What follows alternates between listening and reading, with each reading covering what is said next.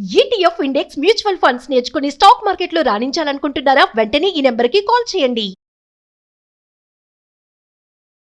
నమస్తే రమగారు. నమస్తే చేయ రమగారు, కార్తీక పౌర్ణమి. కార్తీక మాసం అనగానే మాసం మొత్తం ఒక విశిష్టత అయితే పౌర్ణమికి మరో విశిష్టత కదండి, స్పెషల్. మరి పౌర్ణమి యొక్క విశిష్టత. పౌర్ణమి కంటే ముందు మనం ఏం చేస్తాం? క్షీరాబ్ది ద్వాదశి, చిలుకు ద్వాదశి ఇవి చేసుకుంటాం కదా. ధాత్రి, తులసి ధాత్రి కళ్యాణం చేస్తాం. అవి రెండు ఇవి చేసుకుని అదొక హడావిడి. 3 రోజులు గడవగానే పౌర్ణమి వస్తుంది. పౌర్ణమి మరీ విశేషము. పౌర్ణమి నోములు ఉంటాయి చాలా మందికి. అవును, పౌర్ణమి నోములు మరి ఎవరెవరి ప్రాంతాల్లో ఏ రకమైన నోములు ఉంటే అవి తప్పకుండా చేయండి, మానకుండా. నాకు తెలియదండి అని చెప్పకండి, ఎవరో ఒకళ్ళని అడగండి. ఉంటే వాళ్ళని ఫాలో అవ్వండి. లేకపోతే మనకు అవి ఎందుకు, మనకే బోల్డ్ ఉంటాయి. అదే కదా. కానీ మీ ఇళ్లలో నోములు ఉంటే మీ ప్రాంతంలో ఏం చేస్తారో, దేశాచారాలు, గ్రామాచారాలు ఏ ఉన్నాయో అవి తప్పకుండా పాటించండి అమ్మా. మీ ద్వారా అవి తర్వాత తరాలకి వెళ్తాయి. మనకి మన దాన్ని కంటిన్యూ చేయటం, మన కలి ప్రభావం వల్ల ఒక తరం నుంచి రెండో తరంకి అందవలసినవి ఏవి అందకుండానే పోతున్నాయి. పిల్లలకి అన్నం ఎలా పెట్టాలో కూడా మర్చిపోయే స్థితిలోకి వచ్చాం మనం. మీరు కాన్ఫిడెంట్గా లేకపోతే, మనం కాన్ఫిడెంట్గా లేకపోతే మన పిల్లలకి ఏం చెప్పలేము, సమాధానం చెప్పలేము. కాన్ఫిడెన్స్ ఎప్పుడు వస్తుంది? చేస్తూ ఉంటే వస్తుంది. ఏమో నేను చిన్నప్పుడు చేసేవాళ్ళని నాకు తెలియదంటే, మా అమ్మకేం తెలీదు మీరు చెప్పండి అంటారు నన్ను ఎంతసేపు. అది చెయ్యొద్దమ్మా. మీరు ఏది చేసినా కనుక్కుని చేయండి, తెలుసుకుని చేయండి. ఏటా ఒకటే చేయండి. ఈ సంవత్సరం ఈ అక్కగారు చూపించిందని ఇది, ఆ సంవత్సరం వచ్చే గురువుగారు ఏదో చెప్పారని అది, ఈ సంవత్సరం అంటే అందరికీ చూపించడానికి గొప్ప కోసం ఒక డాంబికానికి పిచ్చి వేషం, అవేవో రాష్ట్రాల్లో వేసే వేషాలు ఇంట్లో వేసి చెయ్యొద్దు. అలా పిచ్చి పిచ్చివి ఫాలో కాకండి. వాళ్ళు ఒట్టి వీడియోలు మీకు సరదాగా చూపిస్తున్నారు అంతే తప్పిస్తే అట్లా అవ్వద్దు, అది తప్పు. ఇప్పుడు నేను చెప్పినా కూడా నేను మీ ప్రాంతం అని చెప్తా ప్రత్యేకంగా. నేను ఇంకొకళ్ళని ఫాలో కాను చచ్చినా. మనం కూడా మన ఇంటిది ఫాలో అయితే ముందుకెళ్తుందమ్మా. దీన్ని ఇప్పుడు మన దాన్ని ముందుకు తీసుకెళ్ళాలి. ఎవరో దాన్ని, వాళ్ళు ఎక్కడి నుంచో అంటించుకున్న దాన్ని, వాళ్ళు ఎక్కడో తెలుసుకున్న దాన్ని ఒక వేషానికి చూపిస్తే, వేషాలు ఫాలో అయితే ఎలాగమ్మా? నిజాలు కదా ఫాలో అవ్వాల్సింది. ఖచ్చితంగా తప్పు కదా అది. ఆ పనులు చేయకండి. గొప్ప కోసం చెయ్యొద్దు. పూజ ఎప్పుడు కూడా భక్తి, తత్పరత, దాని మీద మనకి నమ్మకం ఉండాలమ్మా. ఏదైనా ఒక పని చేస్తున్నాము, నమ్మకంతో చేయండి. ఫ్యాన్సీగా వేషం కోసం నలుగురికి చూపించడానికి చేసేది ఏది కూడా ఫలించదు. ఎప్పుడైనా బెడిసి కొట్టేస్తాయి అవి. బెడిసి కొట్టే పనులు చెయ్యొద్దు. వాళ్ళు చూపించారని అందం, అలంకరణ కంటే భక్తి, శ్రద్ధ, తత్పరత చాలా ఇంపార్టెంట్. ఇది బ్యూటిఫికేషన్ కోసం కాదు. ఈ భక్తి మిమ్మల్ని భగవంతుని వైపుకి నడిపించడానికి, ఈ పర్వదినాలన్నీ మీరు అలంకారం చేసుకుని జనాలకు చూపించడానికి, కొత్త చీరలు కట్టుకోవటానికి కాదమ్మా. అది ఆలోచించండి అట్లా. ఈ ప్రదర్శన మనం పెళ్ళిళ్ళు, పేరెంటాలప్పుడు చేస్తూనే ఉన్నాం కదా. దానికి ఇంకా ఉన్నాయి, బోల్డ్ ఉన్నాయి. పిల్లల పుట్టినరోజులు వస్తాయి, మీ పుట్టినరోజులు వస్తుంది, పెళ్లి రోజులు వస్తాయి కదా. పర్వదినాలలో పిచ్చి వేషాలు వేయకండి. బ్రీఫ్గా అదే మాట. మన ఇంట్లో, మన ప్రాంతంలో, మన చుట్టుపక్కల, లేదా మనకు ఒక ఆధ్యాత్మిక గురువో లేకపోతే దైవ సంబంధమైన ఆధ్యాత్మిక గురువులు అందరికీ ఉండకపోవచ్చు.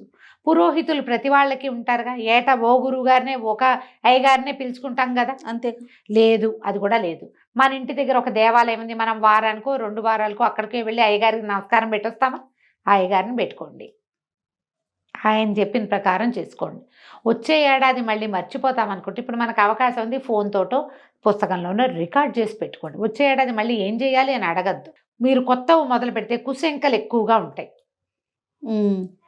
మీరు ఏటా 365 ఒత్తులు వెలిగిస్తున్నారనుకోండి, నేను అక్కర్లేదమ్మా ఇంటికి ఒక దీపం అని చెప్తా. ఎక్కర్లా, మీరు చేసేది మీరు చేసుకోండి. కొత్తగా చేసేవాళ్ళు ఒకటే పెట్టుకుంటారు. పిల్లలతోటి కూడా వెలిగిపిస్తానండి నేను, లక్షణంగా వెలిగించుకోండి, మాకే అభ్యంతరము లేదు. మానేస్తే మీకు డౌట్ వస్తుంది, అమ్మో మానేసాం పిల్లాడు అందుకే పడ్డాడు, ఇలాంటి డౌట్లు వస్తాయి. డౌట్లలోకి వెళ్ళొద్దమ్మా. మనం ఏది చేసినా భగవంతుని వైపు మనం సజావైన ప్రయాణం, రుజుమార్గంలో వెళ్ళాలి, సరైన మార్గంలో వెళ్ళాలి. రుజుమార్గం అంటే చూడండి, పెద్ద దీపం ఉంది, దానికి పెద్ద అడ్డం కట్టేసాం, రేకు ఏం కనపట్ల, దానికి ఒక్క హోల్ పెట్టాం. అంత దీపకాంతి ఆ హోల్లో నుంచి వస్తుంది బయటికి. మీరు ఆ సన్నటి మార్గాన్ని పట్టుకున్న దేవుడి వైపు వెళ్తారు. అది సజావైన మార్గం కావాలి అంతే. ఈ ఈ సంవత్సరం ఈ వేషం, వచ్చే సంవత్సరం ఇంకో వేషం, వాళ్ళెవరినో ఇవాళ ఫాలో అయ్యి చెయ్యొద్దు. అది పద్ధతి కాదు. సాధారణంగా ఏం చేస్తారు? కార్తీక పురాణానికి, కార్తీక పౌర్ణమికి పగలు ఉపవాసం, రాత్రి భోజనం సాధారణ నియమం. మీరు నక్తాలు ఉంటే కార్తీక నక్తాలు ఉంటారు కదా, పగలు ఉపవాసం రాత్రి భోజనం, ఇది కూడా నక్తాల్లో కలిసిపోతుంది, పర్వాలేదు. ఈ పగలు ఏం తినచ్చు ఏం తినకూడదు, ఒకవేళ ఆకలికి ఉండలేని వాళ్ళు, ఇందులో మళ్ళీ గర్భవతులు కానీ, చంటి పిల్లల తల్లు కానీ, వయోవృద్ధులకు కానీ ఉపవాస నియమం లేదు. మీరు ఈజీగా దేవుడి దగ్గర నివేదన చేసుకుని అవి తినండి, అది కూడా ఉపవాసం కిందకే వస్తుంది, తప్పులేదు. పొద్దున ఏదో నివేదన చేస్తాం, పాలు గీళ్ళు పెడతాం, అన్నం వంట చేసుకుని వంటంతా పెట్టేయండి, శుభ్రంగా తినండి ప్రసాదాన్ని, ఉపవాసమే.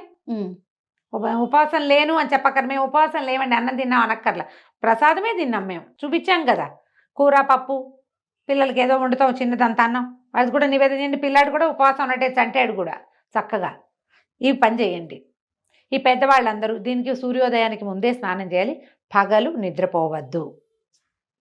కానీ ఇందులో మళ్ళీ గర్భిణులు, పెద్దవాళ్ళు, చంటి పిల్లల తల్లులకి అమెండ్మెంట్, వాళ్ళకి లేదు ఆ నియమం. మీరు ఉపవాసం చేయదలుచుకున్న వాళ్ళు పగలు పడుకోకండి. పొద్దున ఎప్పుడో లేస్తాం, ఆ మాత్రం అలసట వస్తుంది లాంటివి పర్వదినాల్లో చెప్పుకోకండి. నెలంతా మీరు పగలు పడుకోకుండా ఉండలేకపోవచ్చమ్మా, దానికి నేనేం చెప్పను. కనీసం ప్రత్యేక పర్వదినాల్లో పగలు పడుకోకండి. ఆ మాత్రం నిద్ర వస్తుంది కదా, కాసేపు పడుకోండి, చేరబడండి. నో, రాత్రికి పడుకుందరు కానీ పెందరాళి. పర్వదినంలో చేయొద్దు. మనకి ఫలితం పూర్తిగా కావాలంటే ఇది పద్ధతి. మన అమెండ్మెంట్లు మనం చెప్పుకుంటాం, శాస్త్రానికి చెప్పలేము అవన్నీ. కరెక్ట్ అండి. సాయంకాలం చీకటి పడంగానే పెందరాళ్ళే వాకిళ్ళు ఊడ్చుకోండి, ఇల్లు ఊడ్చేసుకోండి, చకచక. ఏదైనా పని మా ఇంటి అమ్మాయితో చేయించుకోండి, ఏదో మీరే అయితే చేసుకోండి. సావాకిట్లో సంధ్యకు ఒక ముగ్గు వేయండి, సంధ్య ముగ్గేసుకోండి. తర్వాత తులసి దగ్గర శుభ్రం చేసి ముగ్గేసి పెట్టుకోండి. ఒక చెంబు నీళ్ళు పోసుకున్నాం. అంత శక్తి లేకపోతే చలి పెరిగిపోతుంది కాబట్టి కాళ్ళు చేతులు మొహం కడుక్కుని ఉదయం వేసుకున్న వస్త్రాలన్నీ మార్చేసుకోండి, అన్నీ మార్చుకోండి. తర్వాత దీపారాధన చేసుకోండి. దేవుడి దగ్గర ముందు తొలి ఒక దీపారాధన చేసి తులసమ్మ దగ్గర ఒక దీపం పెట్టాక అప్పుడు మీరు 365 ఒత్తుల్ని వెలిగించుకోండి. ఈ 365 ఒత్తులను కూడా ఉదయం స్నానం తర్వాత మీరు ఏదైనా ఆవు నేతిలో తడిపి ఉంచితే ఒత్తులు బాగా సులువుగా వెలుగుతాయి, పూర్తిగా ఆహుతవుతాయి. ఒత్తి పైన ఇట్లా మండి కింద భాగం ఉండటం కంటే మొత్తం ఆహుతైతే శ్రేష్టము. దీపారాధన మొత్తం ఆహుతైతే మంచిది. అవకాశం ఉండి ఒకవేళ అవ్వలేదనుకోండి, ఒక చిటికెడు కర్పూరం వెలిగిస్తే మీకు సులువుగా వెలుగుతుంది. 365 ఒత్తులు వెలిగించండి. సంవత్సరంలో స్త్రీలకి పూర్తిగా అవకాశం ఉండదు. 365 రోజులు దీపారాధన అవకాశం ఆడవాళ్ళకి అవకాశం ఉండదు. మగవారు వేరే వేరే ప్రాంతాలకు వెళుతూ ఉంటారు, ప్రయాణాల్లో ఉంటారు, ఉద్యోగ వ్యాపార నిమిత్తంగా కుదరకపోవచ్చు, లేదా ఆసక్తో అనాసక్తో ఏదైనా కుదరని పరిస్థితిలో ఏదైనా కావచ్చు, వారికి అవకాశం లేదు. వాళ్ళకి కూడా ఈ ఒత్తులు వెలిగిస్తే సరిపోతుంది. భార్యకు ఒకటి భర్తకు ఒకటి పెట్టవలసిన అవసరం సాధారణంగా లేదు. మీకు అలాంటి ఆస్తి ఉంటే పెట్టుకోండి. చంటి వెంటి పిల్లలు ఉంటే వాళ్ళకు కూడా అని పెట్టకండి అమ్మా.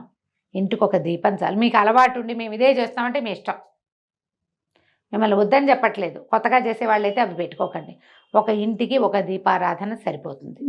ఈ 365 ఒత్తులు వెలిగించండి. ఏమైనా పళ్ళు పాలు నివేదన చేయండి. వంట చేసేసుకోగలిగి ఉండి 2 వాళ్ళు సహాయం చేస్తే ఏదైనా అన్న నివేదన కూడా చేయండి. నేనైతే సాయంకాలం 4 గంటలకల్లా వంట మొదలు పెట్టేసి 6:30కి వంట ముగించేసుకుంటాను జయ. వంట ముగించుకుని దీపం పెట్టుకుంటా. ఒకేసారి అప్పుడు నాకు నివేదనకి అవకాశం ఉంటుంది. అన్నం నివేదించి భోజనం చేయాలని భావిస్తాను నా మటుకు. అదే మీకు అవకాశం ఉంటే అలా చేయండి, లేదా పళ్ళు పాలు నివేదన చేయండి, వంట చేసుకోండి. ఇదే చేయాలన్న నియమం లేదమ్మా. మీ అవకాశాన్ని బట్టి చక్కగా చేసుకోవచ్చు.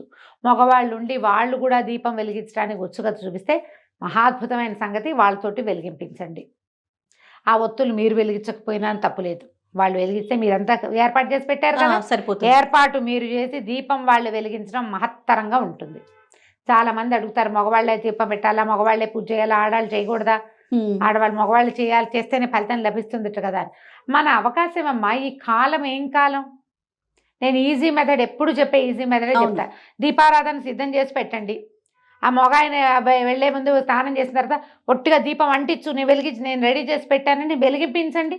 మీకు వాళ్ళు చేస్తేనే బాగుంటుందన్న నమ్మకం ఉంటే చెయ్యనివ్వటమే చాలా పెద్ద విశేషం అనుకుంటా జయ నేనైతే. కొంతమంది చేయనివ్వరు కూడా, ఆ దీపాలు కూడా పెట్టనివ్వరు. అవన్నీ ఎందుకంటారు? అది కాకుండా నేనేదో చేయనిస్తున్నాడు కదా, ఒక ఏర్పాటు చేయండి దీపం, దాంట్లో వెలిగించడానికి చక్కగా దీపం పెట్టేస్తే వెలిగిస్తారు. ఈ 365 ఒత్తులు కూడా ఒకవేళ వాళ్ళు వచ్చి ఒప్పుకుంటే వెలిగించు, నువ్వు కూడా మంచిది పెద్దవాళ్ళు చెప్తున్నారంటే మంచిదే, వాళ్ళు కూడా వెలిగించుకోండి. ఇంట్లో ఉన్న పిల్లలకి అందరికీ ఆ వెలుగుతున్న జ్యోతికి నమస్కారం చేయించండి, దండం పెట్టుకోండి. తులసి చెట్టు దగ్గర అక్కడ వెలిగిస్తే తులసికి వేడి సెగకి పెద్ద మంట వస్తుంది, జ్వాల.